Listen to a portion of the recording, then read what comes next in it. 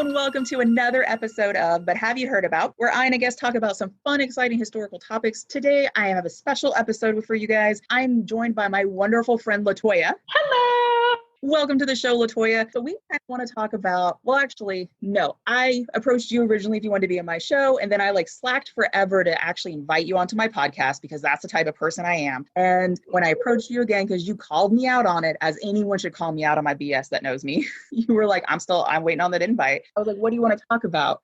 And you told me exactly what I wanted to hear because you basically want to talk about the two different sides of America. And I kind of want to let you talk for a minute or so because I'm really excited that you're here. As I've talked about before, I'm the whitest of the white people ever. And I like to use my privilege and my platform as well as I can to promote all of the niche parts of history that we just don't know. So absolutely, I am excited to be here. This is one of the first conversations that I have had publicly about any sort of race relations or racism. And so I am glad to be in the comfort with someone that I am familiar with, someone that I love. And so I'm ready to dive in and get started. Excellent. So I kind of want to talk a lot about, well, not a lot, but I want to talk about mass racial violence in the U.S. And I know that's a really touchy and a very deep subject. I found some good timelines that kind of broke it down, and I want to focus on three different eras. One is the Reconstruction era, one is going to be the lynching era, and the last one that we're going to talk about is the Civil Rights era. So we're going to go about 100 years. So starting with the Reconstruction era, which is about 1863 to 1877. So basically post-Civil War, and this is going to mostly focus on Southern states. And for the most part,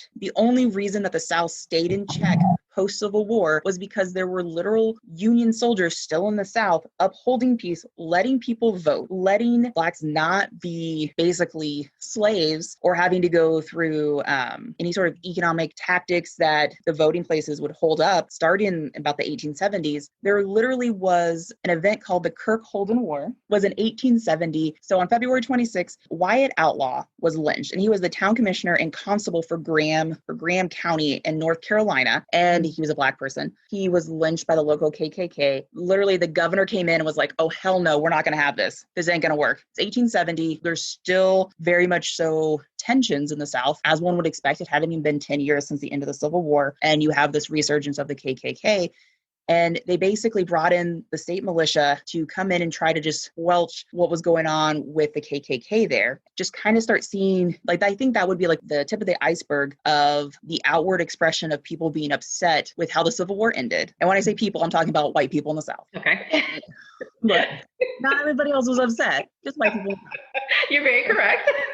I'm just speaking truth. And them just being upset and that they're losing the power and positions that they used to have and feeling that, but the place of power that they had is being taken away because others are able to actually do well. So for about 10 years post-Civil War, Confederate soldiers could not vote. If you were a former Confederate soldier and you happened to actually live past the Civil War, because a lot of them died, then you basically were allowed to start voting about mid-1870s. And that's when they just, a lot of the surplus and the prosperity that Black Americans had post-Civil War with finding jobs, starting businesses, creating these neighborhoods and areas started dwindling away because you have these white people who were very adamant that they should be slaves, were able to now vote again, and they got to use that voting power to be like, no, we don't want to have Black people represent us. And so you kind of have just this very hostile mix of people. Yeah, I was like, it's absolutely hostile people, 1870s. And then the Reconstruction era does a shift over toward the lynching era, which was about 1878 to 1939, which has a lot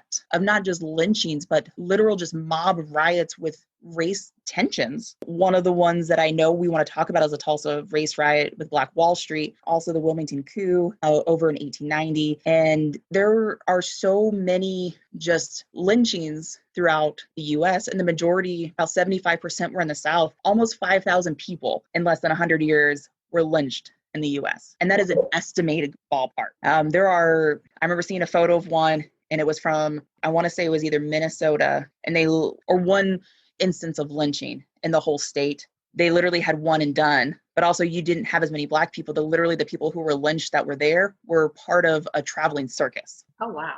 So we want to talk much about the Wilmington Coup. I have it on another podcast, but I do want to have your opinions about it. So no, give me some details because my history knowledge is not as robust as yours. And you know what? That's okay. I researched this because I thought it was vastly interesting with the fact that it is the only coup that ever happened in the US and we don't talk about it. So you have Wilmington, I really want to say it's North Carolina. You have post-Civil War, very prosperous area of Black merchants, Black restaurants, just Black businesses in general. They have great neighborhoods. It's very prospering. They voted in Black people to represent them for the state. So getting closer to like the 1880s, there tends to be like more of this upsetness. That's not the best word to use, but upsetness from white people being like, again, their power is loosening. The prosperity they had before the Civil War feels like it's lessening. And they are very, oh, I don't like how this is going. So I'm going to forget the woman's name, but there's a white woman, because it's always a white woman who starts some shit, especially back in the 1800s, who wrote this article about how that Black men need to basically be lynched because they are raping white women, yada, yada, yada. And the editor of the newspaper, of the Black newspaper in Wilmington, wrote back and said, yeah, but they're most likely consensual, and you're just using rape as your out to be like, oh, no, I didn't want this to happen. He totally raped me. Obviously, we know there are so many like true crime stories where they talk about these things where white women definitely cried foul on being raped by Black men when really it was consensual. So I don't put that past that. I was like, that tracks. What he is saying is 100% true. Well, maybe not 100%, but we're talking most likely is more than true than what this woman said. And also in my mind, I'm like, so if you're on a farm because you're in the Carolinas, and shouldn't your husband be tending the field so you're not at home technically alone? How are you getting raped if I don't understand. I was like, this doesn't make sense to me. Adding up, I'm confused. Look, 2 and 2 together, but I think I kept going down the multiplication table and I got to like 10 twos and I was like, this is not computing anymore.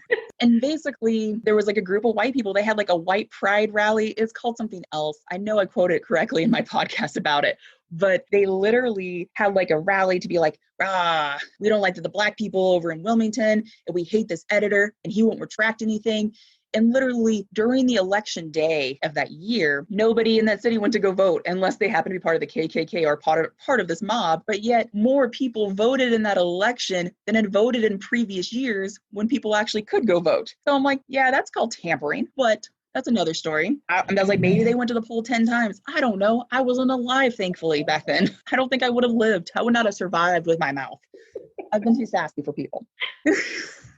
So you know what? You made some excellent points. And let's actually go back to the point in time where you talked about during Reconstruction. So we're going to go back to the 1800s or 1870s. And let's talk about a few points and then bring us to where we're at in Wellington. So historically, African Americans have not been considered human beings. So when everything was written in the Constitution, we were never counted as actual human beings. So you are taking a group of people that weren't even considered human and another group of people that looked at us as if we were animals. And now you're telling them, and this has been a perception of us for hundreds of years, that we are not equal. And we're now telling you today with us a stroke of a pen that they are human beings and they should have equal rights. And every law that had been written up until that time frame did not allow us the same equality that Caucasians had back in that time. So we're having to go back and rewrite all of these different things, but then also figuring out what that new space looks like. And so I'm not justifying one side or the other, because at the end of the day, it is 100% wrong. But we're taking that mindset and now we're going a little bit further ahead in history where they still have not stopped the way that they have thought. Everything that was created without African Americans in mind. So the oppression that we've seen is them continuing to take their laws and pass that along, and they never bought into the concept of what happened. Hence the reason that you see the resistance that we've seen. So they formed groups like the KKK. They continued this narrative as Caucasian women would make accusations about African Americans, and that was their way of continuing to keep us oppressed. So when you draw information from all of the different books like the Willie Lynch theory and how they continue to keep us oppressed, you continue to see that play out over time. Whether it is accusing us of something that we didn't do, whether it is them killing us because they don't consider us to be human beings, all of those things have continued to play out. So we get to this this narrative of, okay, here's this Caucasian woman and she has accused an African-American man, or saying that, hey, they're raping us and it's non-consensual. This is just us reliving history. And until we get to a point where we are seen as equals, we will continue to see this narrative play out. So what you've seen is the continuous circle of this living on. And we have made traction. So by the time we got to that particular point in time, African Americans had become economically sustained. Here they look and they say, well, they're not equal to us and they don't deserve to have this. And so we've had to continuously throughout history start over and rebuild, because we've never been put on equal ground. Yep, I completely agree with you. And to off like the Wilmington story, just to kind of do like a quick recap, basically the white people that were very upset, the KKK, with their own little militia that they created, burnt down the newspaper with everything inside, all the records. And so it took finding newspapers from other cities later on to even know that this had happened. Wow. And it is literally now a church parking lot. That's it. That's all that's left. And it was a Black-owned business in the 1880s that was a newspaper. And it boggles my mind. It boggles me too, because the interesting thing about what you just brought up is, so, and I'm not trying to skip us ahead, but if we skip ahead and we look at what's happening now to the peaceful protest and those antagonists that are kind of embedded and planted amongst the peaceful people, and they're saying, well, they're burning down the cities. And you want us to have this respect for the city, but when it was done to us, there was no recourse. So what we're seeing now, and not that I'm condoning any wrongful action, but what we're seeing now is, okay, they've burned down a physical building, but over the years and time, we have been killed in mass proportion from these angry mobs of people, and that was justified by law. And that law was wrong. It was written, but they were like, okay, that's the law though. That's what the law states. So now fast forward into 2020, and to hear a narrative that, oh, we shouldn't be out protesting and doing these things and burning the buildings down, it's very difficult for me to sympathize with that narrative when it happened 30 years ago, 20 years ago. We've seen this happen again and again to us as a people, whether it's us being killed by the police or whatever, and that was acceptable. When we do it, we are malicious and this is wrong, and you're, defacing and destroying the country. And we're just trying to understand, what country are you referring to? The same country that lynched and killed us? You want us to respect those laws and uphold everything that they're saying. And I'm just at a crossroad where I'm conflicted on where we should be going and why should we be following these laws when historically we've seen that they have not represented African Americans. Yep. Nope. I completely agree with you. And girl, like, literally, you can look at photos of when sports teams win and lose certain games. Or Houston, when the Rockets won. I worked downtown at that time, and they tore through downtown. They destroyed cars and everything else. And so that's why I'm trying to understand, what is the definition of peaceful protesting versus rioting? Exactly. Help me to understand. Or you need to hold everybody to the same degree. So if we have another, if there's a Super Bowl win in Houston, are you going to go down to the streets and every white person who takes off their shirt and has drunk a little too many beers in public, you're going to give them those tickets, or you're going to haul their ass off to jail, just like you did just by somebody going out in a face mask and protesting? Yep. And that's where I'm at, equality.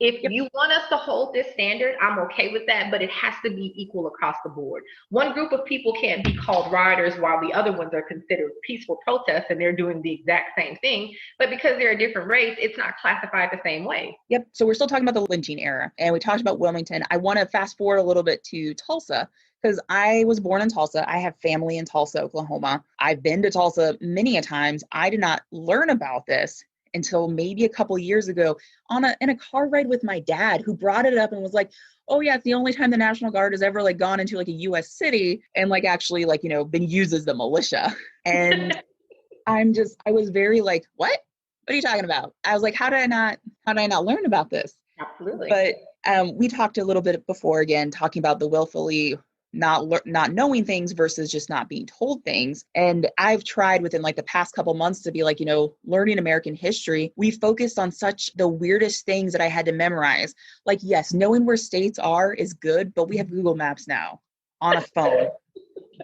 Do I really need to know what the capital of Delaware is? Because I don't remember it anymore. That was my like my bachelor's degree is in history. I don't know, and it's okay. I mean, for goodness sakes, people still forget like the capital of New York is not New York City, Albany. So learning that for like 2 whole weeks, learning about states for 2 whole weeks versus the history we learned where I felt like post-Civil War up until civil rights, it feels like it was a very like, we're going to talk in nice terms and put on the kid gloves. Like I was literally in 11th grade, kid gloves are on versus being like, let's talk about it. Like we didn't talk about Juneteenth. I literally was a 45-minute drive from the statue where I went to high school. Absolutely. And we didn't talk about Juneteenth. So anyways, okay, so back to Tulsa. So 1916, so starting in 1916, this happened in 1921, but they basically segregated the city of Tulsa. Even though by 1917, the Supreme Court had said you cannot enforce segregation of neighborhoods. So if a neighborhood is 75% white, you can't basically make it 50-50. You have to have more of like black or more of white, and it has to stay a certain percentage. It can't go, too far one way or the other. So 1921, it's Memorial Day weekend. On that Monday. So I think we had Memorial Day off in the 1920s. I honestly don't know, but it's the 1920s. So it's post World War I, where every man that went and fought, they fought next to people, and you came back to the States and you were so used to being treated as equal because your life is the same as somebody else's life, just ranks are different in military. You came back and you were treated vastly different from how you were when you were overseas and you were fighting for your country. You come back and you basically got disrespected all over again. You thought things were better because you helped your country. So going over to Tulsa, Oklahoma in itself is such a weird state because that's where all Native American tribes from the southeast of the U.S. were thrown there during like the Trail of Tears, let alone the ones that are already living there. And then you find oil there. And Oklahoma really wasn't, I don't even know how to describe it. Oklahoma's just weird. And I'm from Texas, so we can just say Oklahoma sucks. That's just how it is.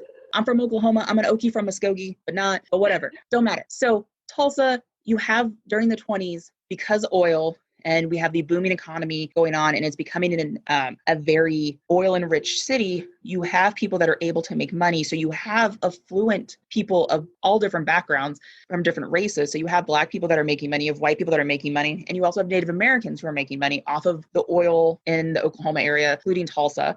Tulsa still is an oil capital. They have a lot of companies there that are energy companies for oil and gas. A little bit of backstory to go to 1921. So basically, this 19-year-old Dick Rowland, who was a Black African-American, he was a shoe shiner, had gone to an elevator where a white girl, her name was Sarah Page, 17 years old, was working, and a clerk at the store where the elevator was heard a scream and saw a young Black man rushing from the building, and that clerk ran over to the elevator, found Miss Page, and what he said was a distraught state, thinking she had been assaulted. He summoned the authorities. So he didn't ask her. She didn't ask for the authorities. Authorities were summoned. Sounds pretty cool. So look, there was a brief investigation. They basically took the man to prison, and there then became like a mob of white people that were very upset because like the story just kept getting worse. It's like when you're playing telephone or grapevine as a kid.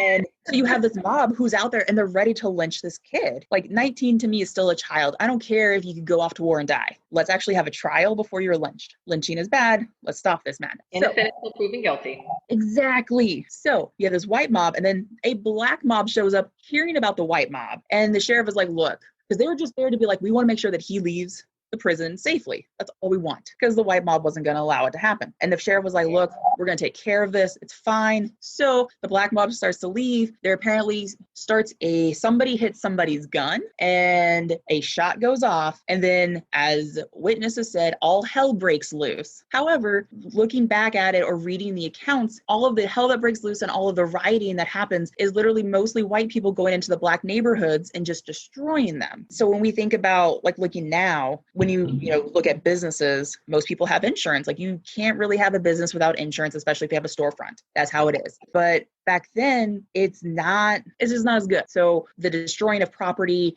it's gonna basically come back to bite you in the ass harder because you don't have the insurance. And not only that, it was millions and millions of dollars worth back then that was destroyed. And the National Guard got called in to basically try to quell what was going on. And like the original accounts of what happened, 36 people in total supposedly died from the original, the 1921 records.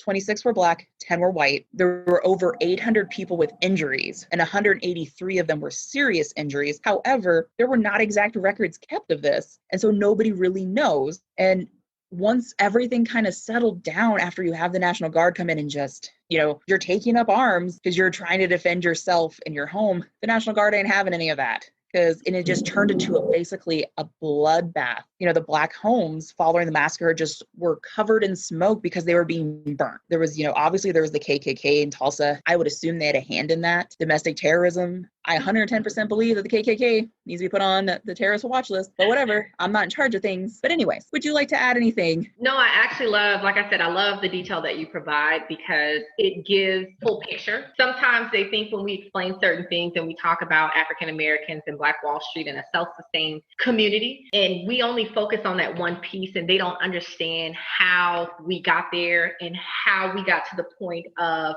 a group of individuals, and I won't, say they're a militia, but theoretically, if we look up definitions, we can all draw our own conclusions if we're looking at facts, came in and wiped out a completely self-sufficient city where we were sustained. And so this takes me back to when I hear the narrative of, why can't African Americans just, work hard like we have? And so time and time again in history, here's a scenario to where we have built ourselves up. We have created a community where we were self-sustained. We had our own basically economic system, and bada bing, bada boom, in a matter of a short period of time, we were wiped out. So as you were saying that, I was listening, but also I always like in this time of us sitting home during quarantine has given me a lot of spare time to really maybe look up stuff and do too much research. But let's also go back and define how police started. And I think this narrative came up in a circle that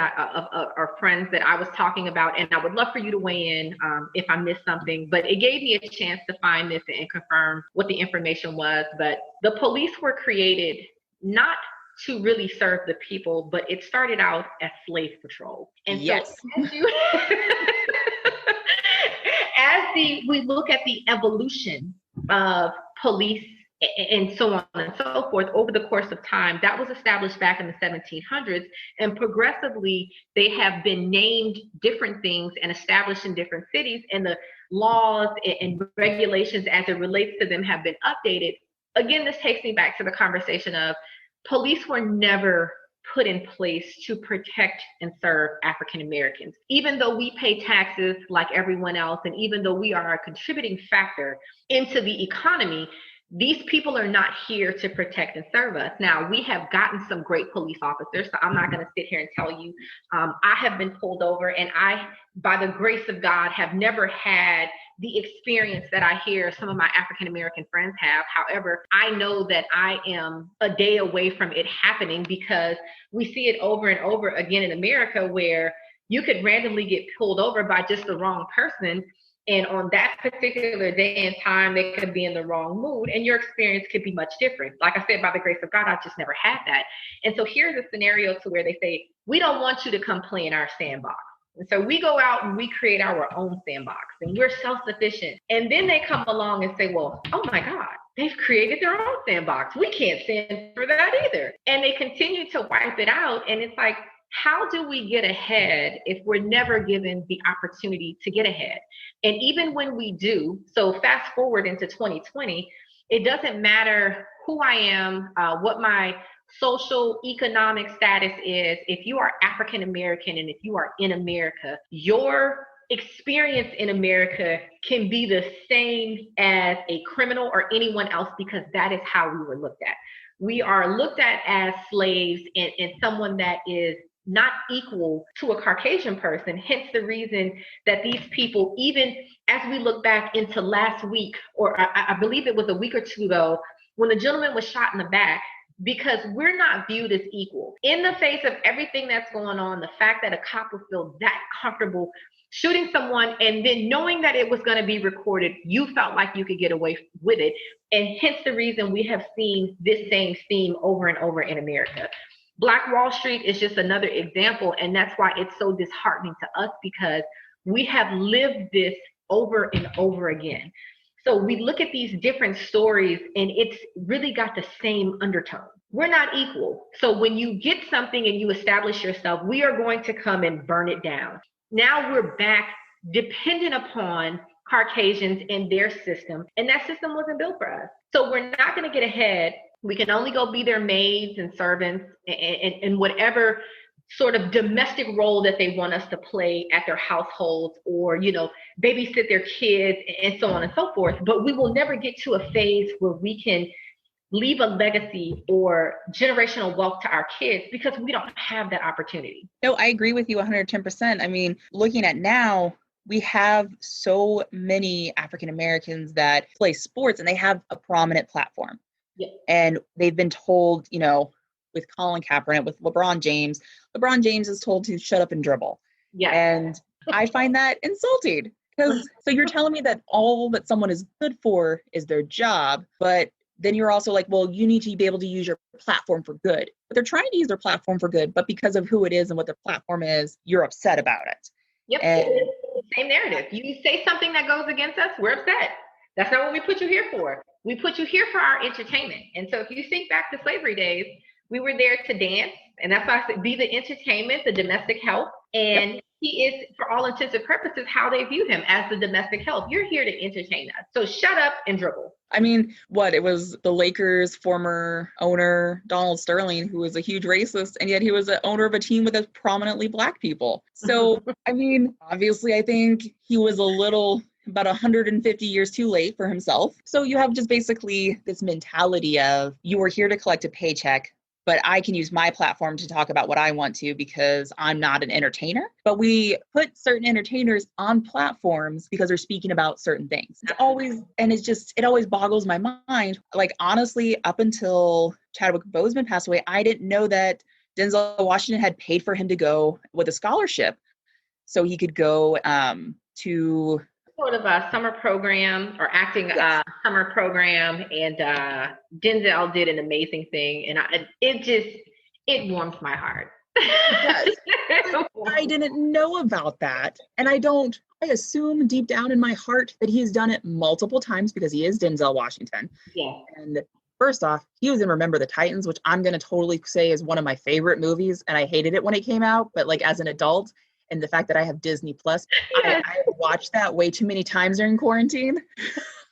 Do the dance when they enter the football field. But again, you can look at these stories. They put kid gloves on them. They make them Disney movies talking about race and sports. And yet it still is very it gives you goosebumps watching it with the things that they went through. And you're like, you are literally whitewashing it too, at the same time, to make it feel like they needed a white person there to make them feel better, to be a protector. That was the same thing with Green Book. And did you ever get to watch that movie? I did watch Green Book, and it was very interesting. I didn't actually know that was the case until I watched the movie.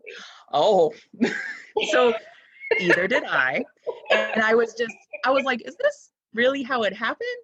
Yep, I was the same. I was like, oh my God, who knew a movie would give you this much education? And so I'm like, wow.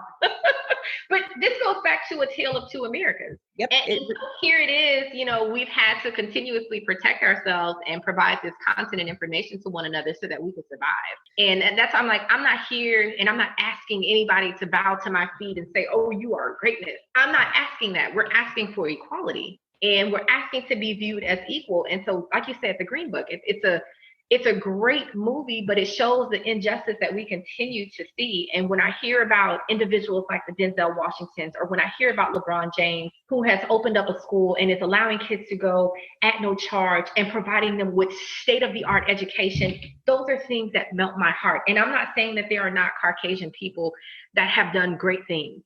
They have done great things. Those things should be put on a pedestal but we can't sit quietly when injustice happens also as, our Caucasian counterparts. Hence the reason I was so excited to have this conversation with you, and then say, well, you know what, I can't partake in that, because it all goes back to humanity. And if we as humans not look at this as a African American issue, but we look at this as a humanity issue, we can then start to see progress take place. This is your brother, your sister. And so if I am my brother's keeper and you're looking at it from that perspective and not from the fact that I'm looking across at LaToya and she's an African American, but that is my sister, then I'm going to look out for you, and I'm going to look out for you as if you were family, because that's how you view someone that you call sister or brother. And that's how we need to look at it. This is a humanity issue. Yeah, I completely agree with you. So my school experience was very kind of diverse. When I was a child, really, really young, I was originally born in Houston, and my parents, neither one of my parents are from Houston. They came to Houston, but the first 7-8 years of my life I spent in Houston, and I went to private school. And so a lot of people are like, oh my God, you speak so well. And I'm like, oh, just a pet then. And, you hear that and it's funny, and you're like, okay. So I was able to get, a private school education, and then we moved to Louisiana. And so that was the funny part. People are like, you don't sound like you're from Louisiana. And I would spend the rest of my elementary, middle school, and high school years in Louisiana. And so elementary, middle school, and then the first 2 years in high school, I went to a magnet school. The last 2 years, I went to a regular urban African-American school. And I was able to be a chameleon and adjust and fit in with the crowd that was there. Later on, I moved back to Houston, and I'm going somewhere with this story. So later on, I come back to Houston, and I always tell people, I'm like, going to private school, a lot of the people that I saw were not of the same skin color as me. So they were Caucasian. And that's where, I learned to articulate and speak. However, I went to magnet schools most of my childhood. And when I got to the other side of the fence and I went to the urban school for the last 2 years, I still was able to make an adjustment. Fast forward and come into corporate America. So a lot of times I am the outlier. I'm at an all Caucasian school, and so I don't fit in there. I go to the African American school, and you speak so well, you don't fit in there. And don't get me wrong, I didn't have one of those, like I got bullied growing up. I think I was one of those people that have a personality where I can be a chameleon and fit in. And then I get to corporate, but it has always been a struggle as far as connecting, because typically in the rooms and circles that I am in, I am the only African American. And so every room has been a struggle. I think people think because, you have aspired or made it to such heights that they feel like you have been without affliction. And so even in corporate America, I don't fit in with the Black people because they don't feel like I'm Black enough for whatever reason. And then I don't quite fit in with the Caucasians because she's the only Black girl. And if we go through different things that took place in corporate America, it would just make your eyes pop out. Well, I'm sure.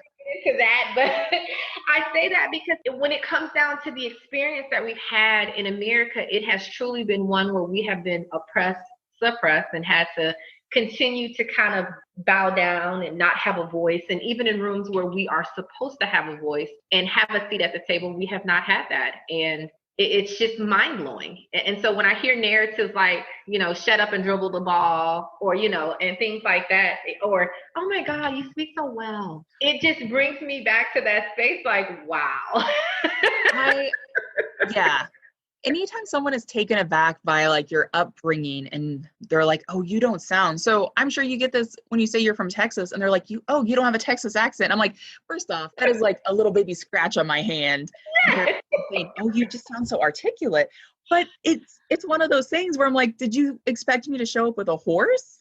Like, am I supposed to be a cowboy? They expect you to show up with a horse and boots. And I'm like, I have not been on a horse since I think I was in, junior high, middle school, whatever, at the most. And I think I did it with tennis shoes. But I want to talk about school for a minute. So my husband's from state of New York. And when we were talking about, the Civil War, because I was like, yeah, I was taught in high school. I was taught all through school that the Civil War was fought over states' rights. Like, number one, didn't really say anything about slavery. And he was like, no, we were told it was slavery. And he went to like a little bitty high school, little bitty school, middle, like upstate, little baby school, upstate New York. And he learned that. And he was like, well, what did you learn? And I was like, we learned about states' rights. I was like, not until I got to college, where I had a professor literally call me out in the middle of a class. And I've shrunk down. And then I was like, well, if that's what I got lied about, what more have I been lied about? But not everybody's had that experience where you've been, I was either 19 or 20. And it was my favorite history professor. If it wasn't my favorite one who called me out, I'd probably still be like, oh, it's states' rights, it's states' rights. I wouldn't have learned. But it was my favorite history professor. It taught me to go out of my bubble of where I grew up, because we didn't really, growing up in Texas, you don't want to look bad on Texas. And I do not remember. Texas, not here. Yeah. We don't talk bad about Texas. But no. My whole thing is that the Texas history I remember, I was like, Texas fought for its independence from Mexico, but it was never really told because they wanted to have slaves.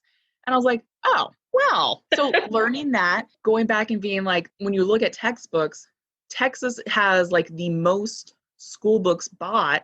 And so most school books, like history books, math books, cater to the Texas curriculum. And that's what other states wind up having to buy.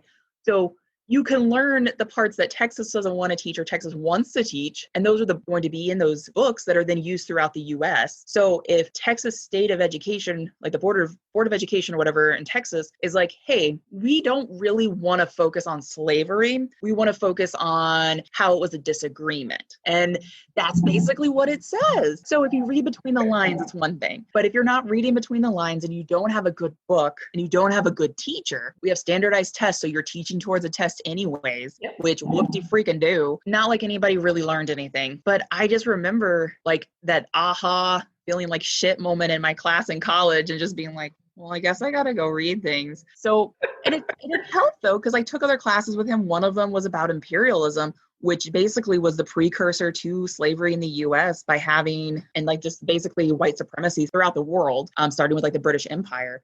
I love talking about imperialism. If you ever want to talk about colonialism and those shenanigans, hit me up, LaToya. Hit me up. Outside American history. Just memorize things for the purpose of passing the test. That was me with math. I was like, okay, if I write the formula on my finger and nobody knows. No, I just needed to memorize it for the test and I was out. And so it's interesting because the experience that you are talking about, I am 38, and over the course of the last probably 10 or 15 years, you hear pockets of information. And so you're right. In school, you didn't quite get the full picture. So this goes back to me, or is equivalent to me in real time, as the narrative about we need to get rid of statues that represent individuals that enslaved us, because in the history books, what they did was they told a side of the story that they wanted us to know, and they referred to it as a disagreement. I like that word. Literally. It was a disagreement, but it was their way of washing away the wrong that had been done. So we will tell the story or paint the narrative the way that we would like it, which it was a disagreement. And so these statues represent great figures in time, but who are they great to? And so it's crazy because I hear one side of people saying, well, we can't erase history. And you're like, wow. But that same history has such a negative connotation on other people, but you would rather keep this than us find a way to move forward. And so when I think of this, my aha moment, because for me, I was brainwashed too. Just what you said, I believed it was a disagreement. And over my 20 to 38 years, I would get pockets of information, but I believed in the American dream. I was told that if you worked hard and you did what you were supposed to do, you followed the laws, you could make it. This is what the American dream was. You can have it. And so I did that. And we would see different scenarios and we would justify it. And we would say, oh, okay, well, maybe something happened. Maybe we're missing a part of the story. Maybe we need to work at being a part of the solution. So how do we become a part of that solution to help those that are seeing injustice? So I got to work a little bit harder because that's what the American dream said. Fast forward and we get to 2020 and we're still just having the same conversations. over and over again, then come to realize that the American dream is not the dream, it's the nightmare. It is. So the things that they taught you in that history book were lies, and now we have to rip the mask off of the face of America and look at it for what it really is. And it has not been a pretty place. There has been progress, but we're nowhere near where we need to be. Those history books were the version of the story, and all of these things are starts in order for them to start telling the real story. And sometimes we have to face the ugly truth. And the ugly truth is that Americans have not been upstanding citizens. They were murderers and all of these things. But until we cannot move forward until we accept what we have done. And we have to start with what you just said. It's not about rewriting the books, because that is history. That is what happened. If you want to teach it a different way, then you're going to have to include those other facts, period. And so you're talking about monuments. I know that I wrote like a novel of sorts on my Facebook page talking about there's no reason to keep up statues of the majority of these statues that we have. You can actually go and look to see how many like memorial highways there are to Confederate soldiers, and what they're named for and if they're still standing and how they were brought about. So the one in Galveston, there is a statue in Galveston that is a commemoration. It's not an actual person. Like, it's just a likeness of somebody on a statue to commemorate those that were part of the Navy for the Confederacy. The statue is outside a courthouse. It is a very prominent, big ass statue. You can't miss it. And like, I basically be like, look, we can talk about history as much as you want, but all it says is to commemorate the Confederacy and those. It doesn't say anything about those lost on, both sides of the Civil War. It's just talking about the Confederate soldiers as though they needed to be mourned in that and to have their own special statue in front of a courthouse where people go to vote. And that is like my biggest takeaway, is that you can have statues that commemorate things, but unless you're going to actually put the 10 pages of like the history and the background, and you include a Wikipedia page, like maybe we need to have those little QR codes next to every statue so you can actually read what it is. I mean, we've all gotten used to using those QR codes now during the coronavirus at restaurants. Might as well get used to and put them on damn statues. Because I mean, I asked a family member of mine, speaking of a statue, because they were like, I don't understand why you got to take them down. I'm like, well, you see a statue. What exactly did you learn? Well, that person was important. I'm like, okay, but why were they important? Well, I guess they did something. I'm like, you didn't learn anything from the statue. And if you're not learning anything from the statue, what is the point of it? Put up pieces of artwork and make them by a famous person. So one of my favorite things that is taken out of context is that there is a statue of Karl Marx, I believe, and it's over in Seattle. It's on private property. This person, after the fall of the Berlin Wall, it was a teacher who bought the statue, brought it back to the US. He's since passed away. Nobody knows what to do with it, but the statue is on private property. And because it's on private property, it is not public land like the majority of these Confederate statues are. So the other issue is that you have public land and we as taxpayers are paying for the upkeep of these statues, but yet the statues themselves were paid for by the Daughters of the Confederacy, or somebody went around with a little tin bucket back in the 1940s during Jim Crow, because that's when the majority of them were erected. And we're like, give money for the statue. It's like basically saving the clock tower from Back to the Future. Like, here's a quarter, shut up, leave me alone.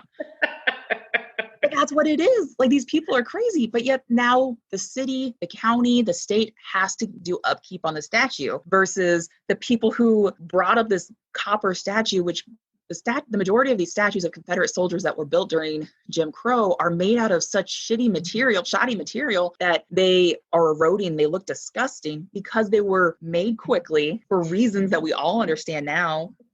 Like, you made this statue and you put it up in a town square next to a polling location. Yes, totally understand why you put up a Confederate soldier. We're not all dumb.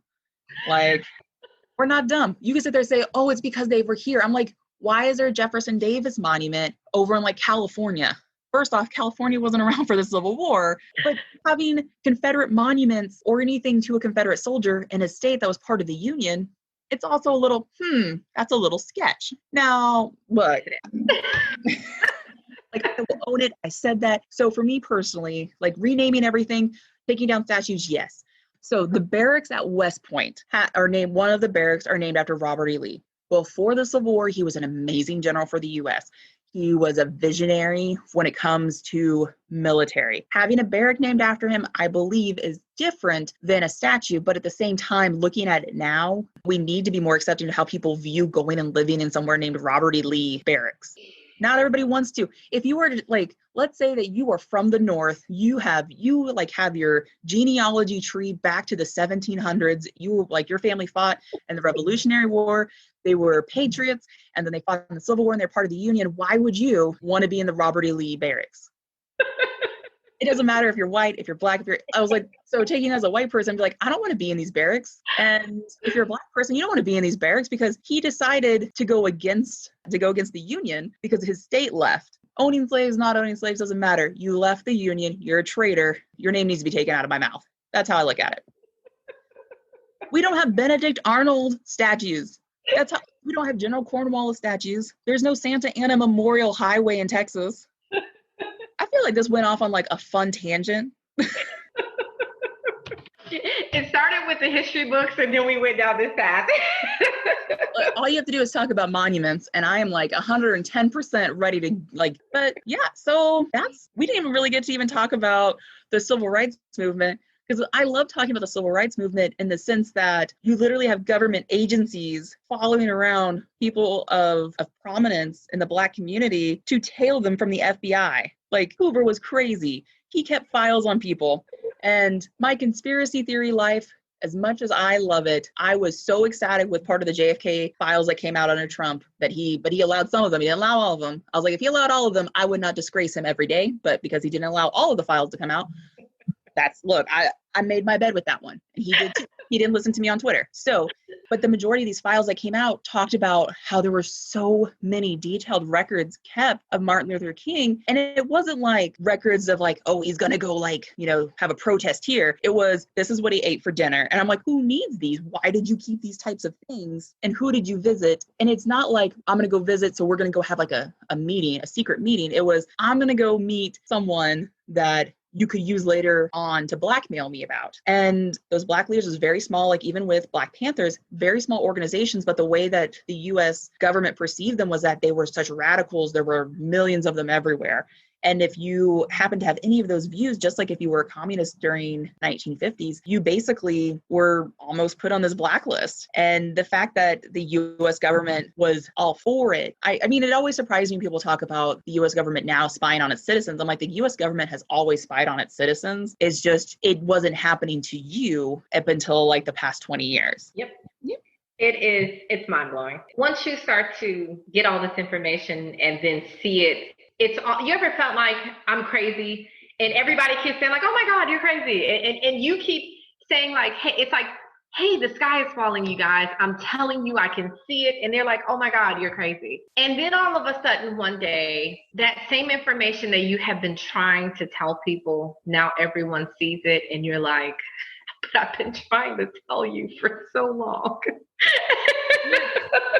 And I look at it like I've talked about it on this podcast before about allies and how through history you need allies. And at this point now, African Americans, you need allies to actually step up because you're tired. You shouldn't have to be as tired as you are. This cross be like, look, other people, they need to get on board. And if you're not on board, talking about you need to get on this bandwagon, get on it, be on the bandwagon with us. And you're either going to go forward or you're going to go backwards. Where do you want to go? Do you want to be with me on this cause or do you want to be against me? And I think people don't understand that because if they don't see it and it doesn't impact them, they don't believe that it's happening. I agree. I think with the way that we were taught history through school, because we're not taught about these riots, like we're taught about, slave rebellions, but very minimally. Like I feel like it was like footnotes or it was like a question or two on a history test, but you're not really told, do you understand like how bad it was? This is why you had revolt. And post-Civil War, you still had these issues. And the fact that we had presidents who were very adamant supporters of the KKK. Until I found out that Woodrow Wilson was a super crazy white supremacist back. So someone's going to correct me. They're like, he wasn't a real white supremacist. But I like to say Woodrow Wilson literally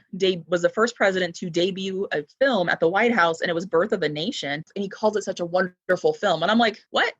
I didn't learn about that till college. And I was like, ooh, yeah, you're not my favorite president. I'm just going to you're taking off. But and least favorite. But the thing that, like, we're talking about, just you have people in leadership roles and it doesn't roll down. It doesn't trickle down. So when you have someone in a leadership role, they have certain viewpoints. Those are the viewpoints that I feel get spread more. And I feel like that's what's happening currently. Whether people want to agree with that or not, it doesn't matter. It's, if you are calling people, very fine people on both sides, you are not condemning hate. You are basically saying it's fine. And I can't ever get behind that. So the extra $10 I get in my paycheck is not worth having someone like that telling me that everything's great on both sides. Nope. And actually, you just made an excellent point, because this is, and I always tell people, I'm like, this is why it's a humanity issue. When you have a president that spews hate and says, because based on what the law says, and if we're going strictly by law, you are innocent until proven guilty. So to have a police officer and your president say, hey, if someone is suspected, and we're going to use the word suspected based on what the law says, someone is a suspected killer, it's okay to rough them up a little bit when you're trying to put them in the car. And so that sort of narrative, you are supposed to be the peacemaker. You are supposed to be diplomatic. You are leadership. And so that is the part that infuriates me. And that's why I always tell people, one, I can't support a racist, but two, as a leader, you are supposed to lead by example and set the example of what people should be doing. So just listening to the dialogue that he is spewing, I can't support that, period. No part of it. Whether it's, you shaming someone on Twitter like a teenage girl and people saying, well, oh, they deserved it. You know something? I was always taught as a leader, you are supposed to be the one who sets the example. And so what example is he setting? All he's doing is further fueling every idiot and crazy to go out here and now project that behavior on us. So, and when I say project, the violence that we're seeing, the young kid that just went out and allegedly, because if he was Black, he would have killed, it wouldn't be allegedly, killed these protesters, and them saying, well, there's something else that happened. He is helping to perpetuate that narrative. And we can argue facts and this, that, and the third all day, but everything that he is saying, people can go fact check. So if they want to make it seem like he didn't say it, or that's not what he meant, now we've become interpreters, and we are mind readers, and we are now starting to use telepathy, and we're looking and saying, you didn't mean that. So when I called you stupid, I didn't mean that. I really meant you're super smart. Yes, exactly. Unless, like, I've had these conversations with people that unless you immediately, right after you say something demeaning where you're like, you're dumb, and you don't immediately say, just kidding, then you straight up, that is exactly how you feel. I don't care. There are very many politicians on both sides that have done it, but it seems to be more on like the Republican side that, like, when they have their speeches and they have rallies, the things they say, somebody has to go back and be like, that's not what they meant. Yeah. And it's not just Trump. And my thing is that if he doesn't speak not eloquently, you don't have to speak eloquently to be president. George W. Bush was president. He had a shoe thrown at him. Exactly. And that's why I'm like, it's not about, because I hear people say that, like, oh, Obama can only speak eloquently. It's not about how he speaks. And so you're right. Like, throughout history, we've seen politicians on both sides have to be corrected, or someone come back and say, oh, well, that's not what they meant. And so we get that. But you hold the highest position in the United States. You don't need to necessarily be eloquent, but you do have to lead by example, because you are the leader. So for all intensive purposes, and not to make him a god or anything like that, but you're like a step down from God. Like, you hold the highest position in the United States. So when I hear you speak, I expect you to say things that align with all people of the United States, not just one group, or not things that are convenient, or because it's going to help you push your political agenda, or some hate-filled speech, which really infuriates me. I need it to be from a diplomatic space where you represent all of us, because we're all here as a collective. And so it's not, and I always tell people, I'm like, if you really look at him, he hasn't just said derogatory things about African Americans, but you can look over the course, not just in his time as a president, before he even got into presidency. He has been derogatory towards women. He has been derogatory towards all races all across the board. And so I'm not understanding why we're even having a conversation about him and what his intent is. It's really clear. Exactly. He didn't mean that. It was locker room talk. Him saying he was going to grab him it was locker room. I've heard all of the conversation and I'm like, wow. We refuse to accept the devil for who he is. We would prefer to dress him up as something else, a god or an angel, and make him into something else. We've had over and over again to say, well, he didn't mean that. He ran a full ad in the paper when those 5 guys were arrested in the New York area, and that was before his presidency. If we really went back and dug through history, we can find a plethora of examples. And so that's why I'm like, so at what point, what did he really mean? So we've got all these negatives, and you say he really didn't mean that. Well, do explain to me, because I'm just confused. I've always been told words and actions have to align, but you can always trust someone's actions. That's the other thing too, is that for him, his actions do not reflect his words. So like even the shitty campaign promises he made back in 2016, my favorite was how he was going to lock Hillary Clinton up. So when we talk about locking her up, he's had 3 years now to at least start something for this whole locking her up thing. And I'm like, so he can't even keep these simple campaign promises that he's told you, but yet you think we're still going to somehow get better from where you think you are now with someone who can't even keep their one super chant. I watched a segment from, I want to say it had to be the 2016 Republican National Convention. And a reporter went around asking people when they said, "Make America Great Again," what were they trying to go back to? Oh my God, it was hilarious. But I'm going to let you finish. But my favorite is they're talking about going back to the founding fathers. And I was like, you do realize that you most likely wouldn't get to vote. Or they'll say something like they want to go back to pre-World War II. So I'm like, so the Great Depression, or you want to go back to the late 1800s. And a woman says this, and I was like, homegirl, you can't vote, right? If you go back to then, you want to take away your right to vote, you can't even be here. When we say make America great again, what you really mean is it's not a economic thing. It's not a policy thing. It's really a cultural thing where you want to feel better about who you are because you feel, and I'm speaking from myself personally, that I feel like after the 8 years with Obama as being president, there were people who were upset that were, for whatever reason, were like, how did a Black man become president before me, somebody who has a GED and is 75 years old and has never held public office in my life? How dare? That's what some people thought. And those are the people that were like, make America great again back. And I was like, so you mean during Bush? When we were at war? When where Cheney shot somebody in the face? When we say that, do we want to go back to Nixon with it being crooked Nixon? Do you want to go back to the Vietnam War? Do we want to go back to Reagan? I was trying to figure out what point in time are you talking about? You want to go back to the Renaissance period before we're even in the US? Look, I'm ready for that too. I just really hope I'm a noble woman and I get to be a nurse. I'm looking for the person that's going to take us to the promised land.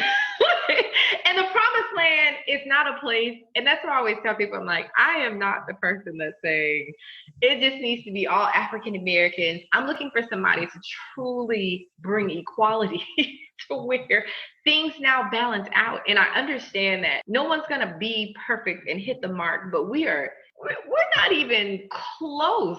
Even if we were at a 80-degree angle off or whatever, we're not even close. We're at a negative somewhere.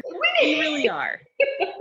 The fact that we have to have these conversations as opposed to making them learning experiences, people take them as personal attacks. And I'm like, are you taking them as personal attacks because you've done these bad things? Or are you taking them as personal attacks because you don't know better? Did you do something wrong or because you don't want to change? I think a lot of people don't want to change. And I think you just hit the nail on the head. Change is hard. Place, and it is a very uncomfortable place when you figure out everything that you've been taught is wrong. Actually, that is what I will say next. That is what 2020 has been about.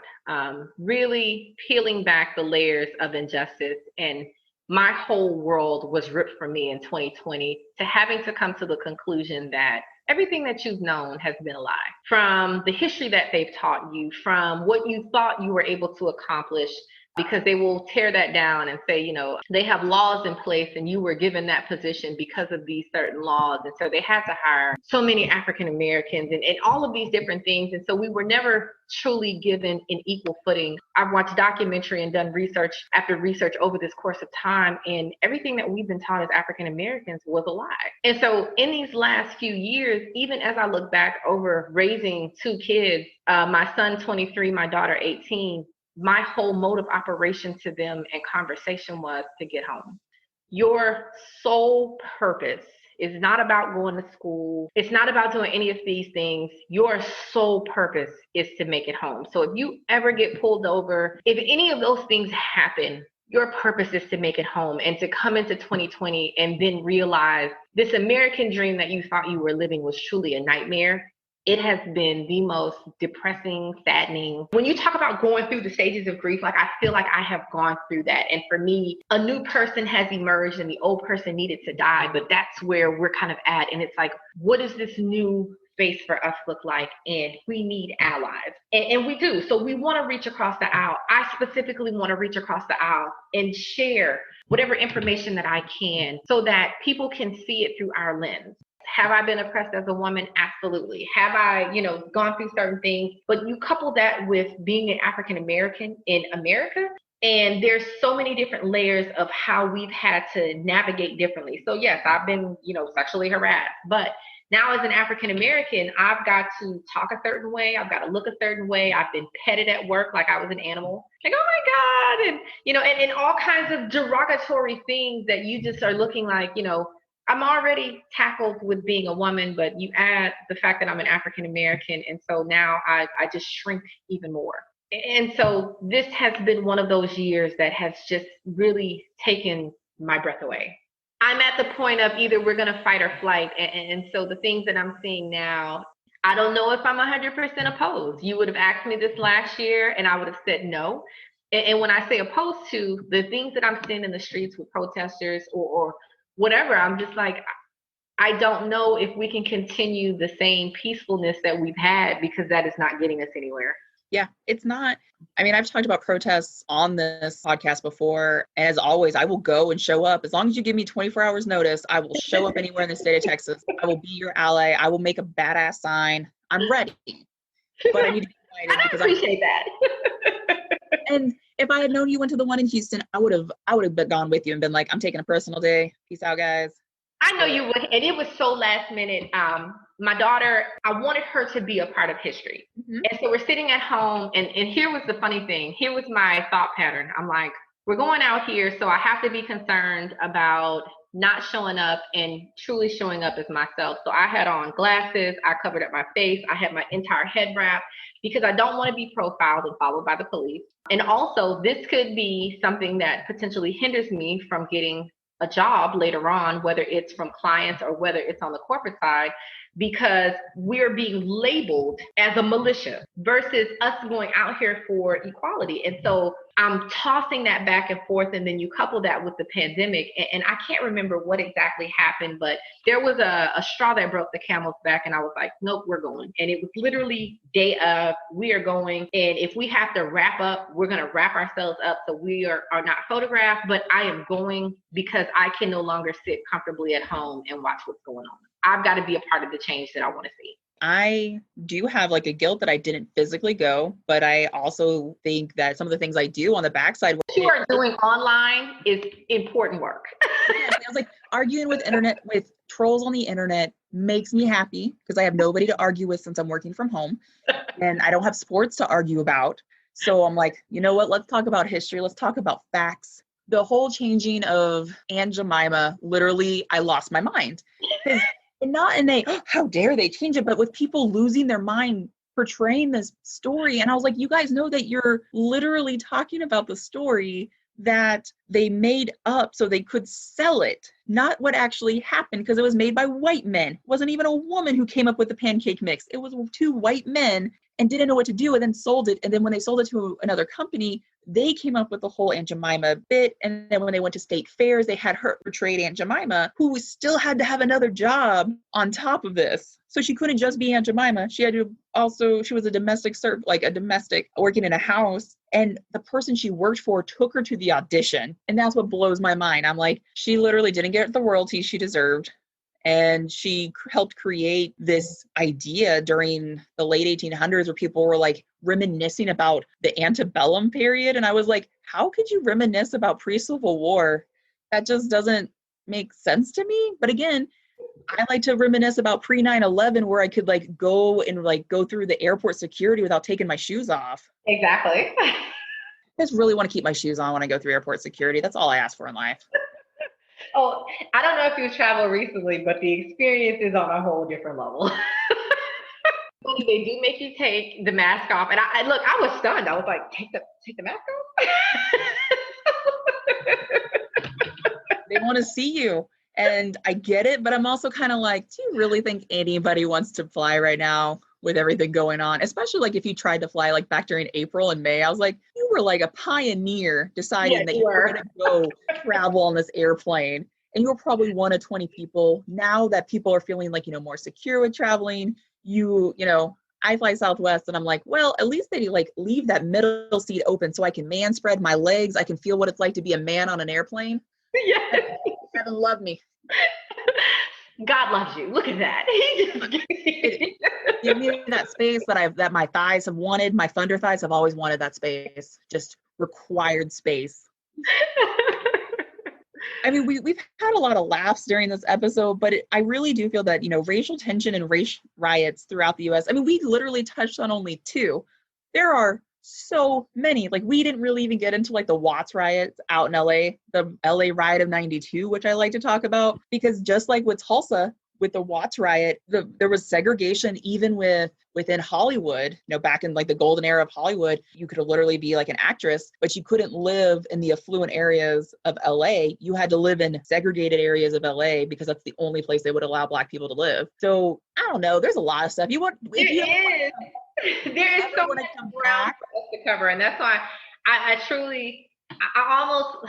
I'm happy to have these types of conversations. I'm happy to have it in this setting. This has been fun. It doesn't feel very forced or, very uptight. And so I'm glad that we could have a comfortable conversation, but it just lets me know the fact that we do have so much ground to cover that we have a ways to go.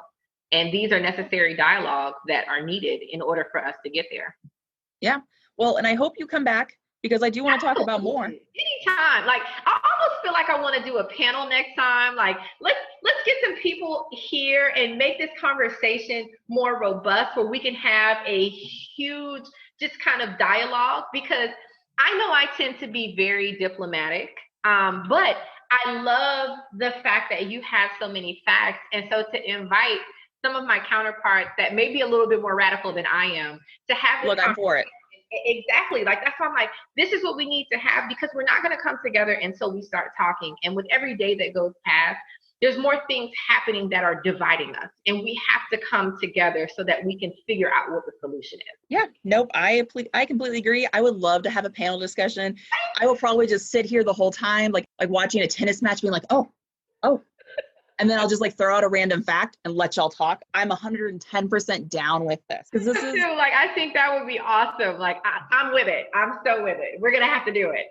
Yes. I feel like this is a long episode. I'm proud of it. I'm excited about it. And do you have any closing remarks you would like to leave? Closing remarks. If I had to say anything, we will not be free until everyone is free. And I know this is a quote from someone, but it is truly what needs to happen, and it is the necessary. And so these types of conversations are needed. These types of partnerships are needed. I don't think it is a one-sided issue, but we have to reach across the aisle and lift one another up. And where we see injustice, we need to call it out so that it can be corrected. Yeah, 110% agree with you. I have now, anytime I see a police officer pull somebody over, I slow down to be like, do you need help? I do the look out my window. I am that person now. I appreciate that.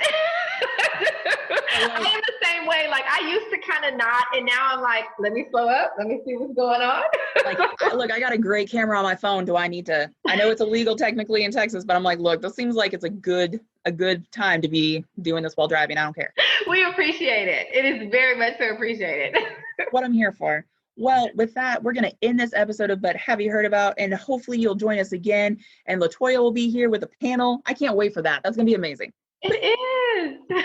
Bye, everyone. Have a fabulous rest of your day.